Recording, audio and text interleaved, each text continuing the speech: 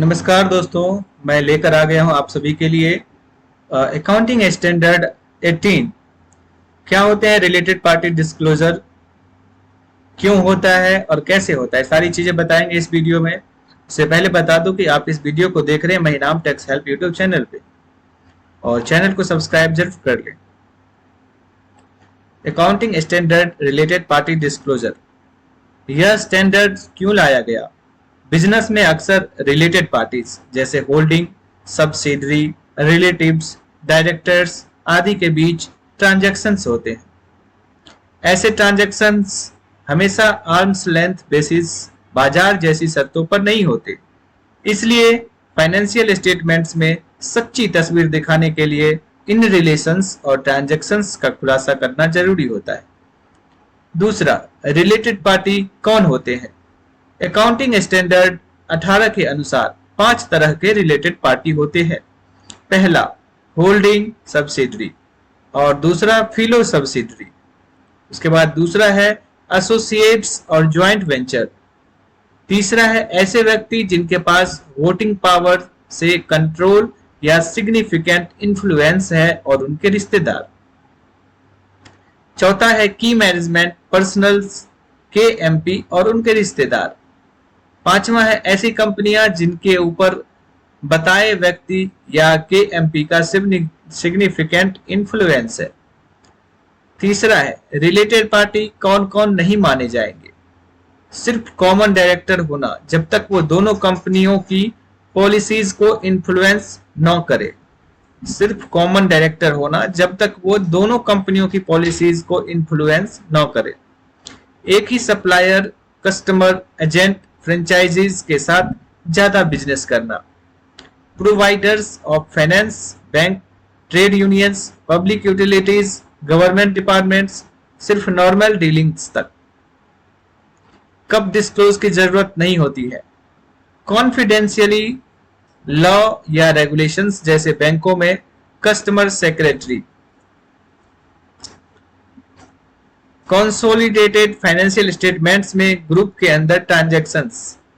State controlled enterprises के बीच dealings. अगर ये तीनों चीज है तब डिस्क्लोजर की जरूरत नहीं होती है। दोबारा बता दूं, कॉन्फिडेंशियली लॉ या रेगुलेशंस जैसे बैंकों में कस्टमर सीक्रेसी होती है, उस टाइम डिस्क्लोजर की जरूरत नहीं पड़ती है। दूसरा है कंसोलिडेटेड फाइनेंशियल स्टेटमेंट्स में ग्रुप के अंदर ट्रांजैक्शंस। तीसरा है स्टेट कंट्रोल्ड एंटरप्राइजेज के बीच डीलिंग्स। पांचवा, जरूरी डेफिनेशंस। कंट्रोल का क्या मतलब होता है कि 50% से ज्यादा वोटिंग पावर या बोर्ड कंट्रोल या सब्सटेंशनल इंटरेस्ट जिसमें 20% प्लस और एग्रीमेंट से कंट्रोल हो। सिग्निफिकेंट इन्फ्लुएंस का क्या मतलब होता है? डिसीजन मेकिंग में भागीदारी और 20% प्लस वोटिंग पावर या अन्य तरीकों से। ठीक है। KMP में क्या आ जाता है? MD managing director, whole time director, manager वो व्यक्ति जिसके इंस्ट्रक्शन पर बोर्ड काम करता है। रिलेटिव जैसे स्पाउस, माता पिता, भाई बहन, बेटा बेटी। डिस्क्लोजर में क्या क्या बताना होता है? अगर रिलेटेड पार्टी के बीच ट्रांजैक्शन हुआ है तो उसे डिस्क्लोज करो। पहला, रिलेटेड पार्टी का नाम। दूसरा, उसका रिलेशनशिप क्या है। तीसरा, ट्रांजैक्शन का नेचर क्या है, गुड्स है, सर्विसेज है, लोन है या फिर क्या है। ट्रांजैक्शंस की राशि क्या है, क्लोजिंग बैलेंस में आउटस्टैंडिंग अमाउंट्स क्या है, प्रोविजन या राइट ऑफ की जानकारी क्या है। ठीक है। रेम्यूनरेशन ऑफ KMP भी डिस्क्लोज करना है, यानी जो डायरेक्टर्स है, जो MD है, उनके रेम्यूनरेशन को भी डिस्क्लोज करना होता है। डिस्क्लोजर के एग्जांपल्स और ट्रांजैक्शंस। पहला, गुड्स या असेट्स की खरीद बिक्री। दूसरा, सर्विसेज देना या लेना। तीसरा, लोन या फाइनेंस देना। चौथा, लीज, एजेंसी, अरेंजमेंट्स। पांचवा, गारंटी या कोलेटरल। पांचवा, एम्प्लॉइज की डेप्यूटेशंस, मैनेजमेंट कॉन्ट्रैक्ट्स। उसके बाद है इंपोर्टेंट पॉइंट, केवल उसी अवधि के ट्रांजैक्शंस डिस्क्लोज होंगे जब तक रिलेटेड पार्टी रिलेशनशिप एग्जिस्ट करता है। एग्जाम्पल, अगर जून तक रिलेशनशिप था तो अप्रैल से लेकर जून तक के ही ट्रांजैक्शंस को डिस्क्लोज करने होंगे, उसके बाद के नहीं। अकाउंटिंग स्टैंडर्ड 18 का मकसद क्या है? यूजर ऑफ फाइनेंशियल स्टेटमेंट्स, जिन लोगों को फाइनेंशियल स्टेटमेंट्स का यूज करना है या वो लोग जो फाइनेंशियल स्टेटमेंट्स का यूज करते हैं, उनको यह साफ पता चल सके फाइनेंशियल देखने के बाद कि कंपनी के रिजल्ट्स और पोजीशंस पर रिलेटेड पार्टी रिलेशनशिप्स और ट्रांजैक्शंस का क्या असर है। Accounting standard 18 related party disclosures keyword plus explanations. Arms length basis, arms length basis का क्या अर्थ है? इसका मतलब है कि किसी ट्रांजैक्शंस ऐसे होना चाहिए जैसे दो अजनबी पार्टीज इंडिपेंडेंट पार्टीज के बीच होता है।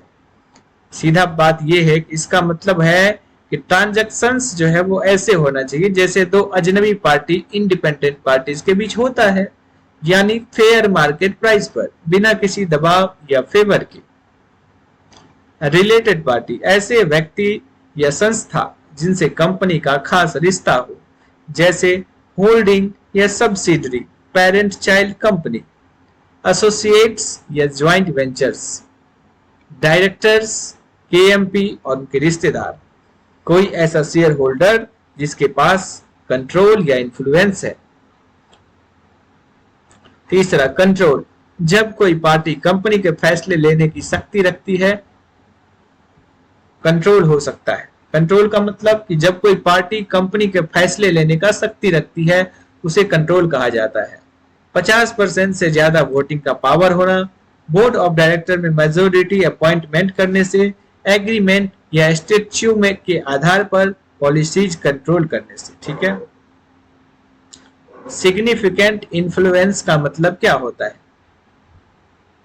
इसका मतलब है फैसलों में भागीदारी, पार्टिसिपेशन इन डिसीजंस, लेकिन पूरा कंट्रोल नहीं। नॉर्मली अगर किसी के पास 20% या ज्यादा वोटिंग पावर है तो उसे सिग्निफिकेंट इन्फ्लुएंस माना जाता है।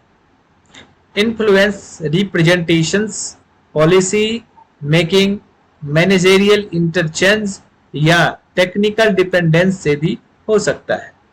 एसोसिएट्स, ऐसी कंपनी जिसमें इन्वेस्टिंग कंपनी का सिग्निफिकेंट इन्फ्लुएंस है लेकिन वो ना तो सब्सिडरी है और ना ज्वाइंट वेंचर। ठीक है।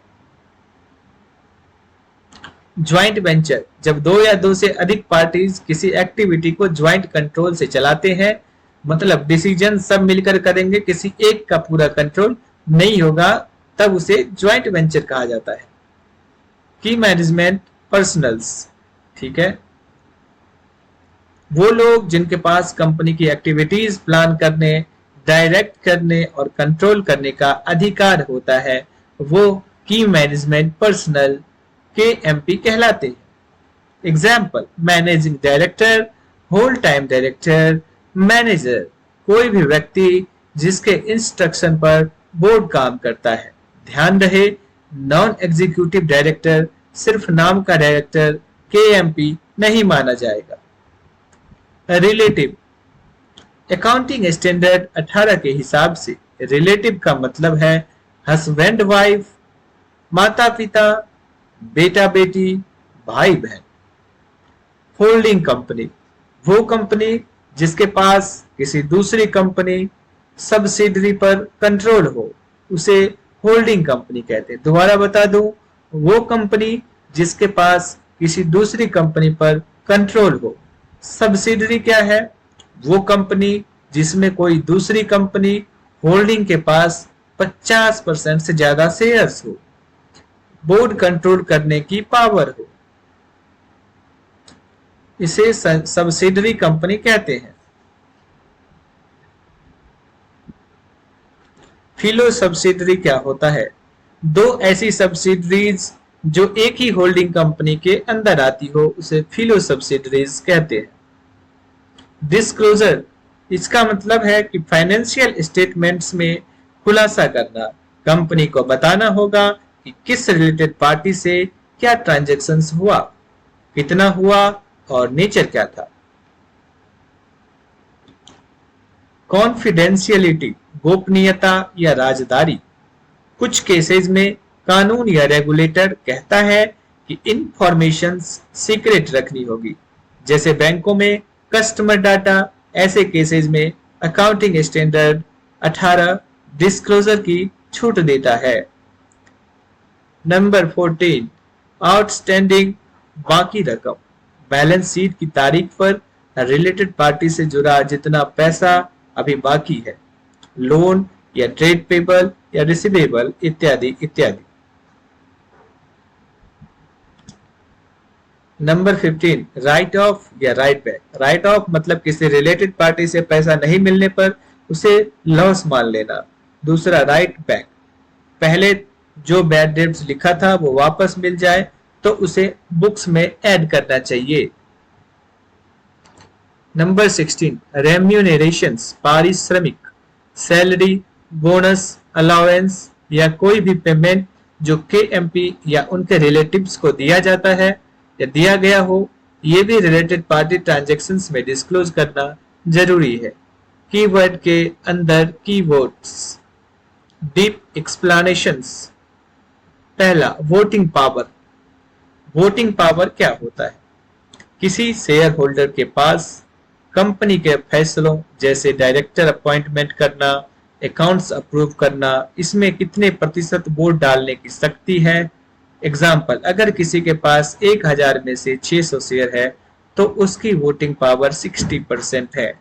तो वोटिंग पावर डिपेंड करता है कि कितने परसेंट शेयर जो है वो होल्ड करके रखा हुआ है उन्होंने। ठीक है, तो किसी शेयर होल्डर्स के पास जो है कंपनी के फैसलों जैसे डायरेक्टर अपॉइंटमेंट करना, अकाउंट्स अप्रूव करना, इसमें कितने प्रतिशत वोट डालने की शक्ति है, इस पर डिपेंड करता है। This is called voting power.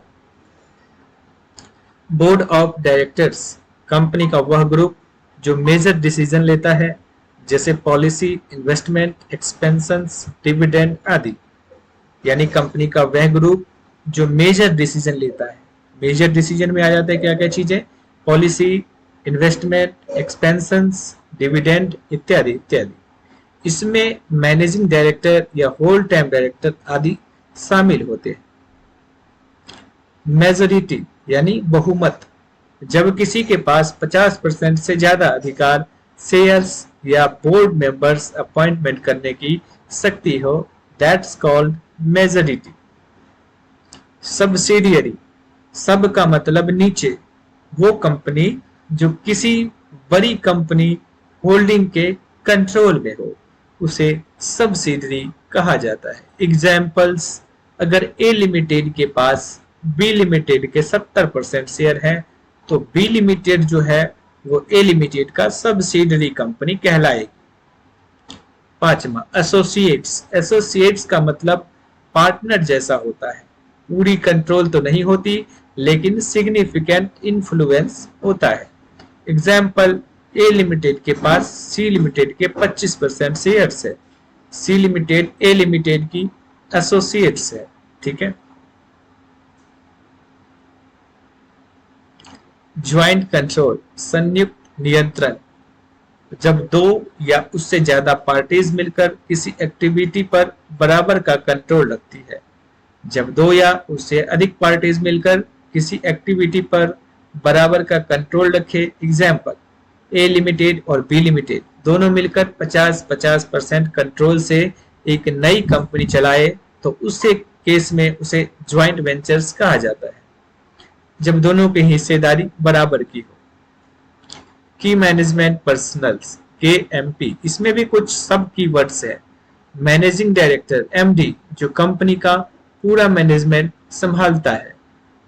Full time director, full time director जो रोज कंपनी में काम करता है। मैनेजर, डे टू डे काम को कंट्रोल करता है। नॉन एग्जीक्यूटिव डायरेक्टर, जो सिर्फ नाम के लिए डायरेक्टर है और कोई डेली काम नहीं करते हैं।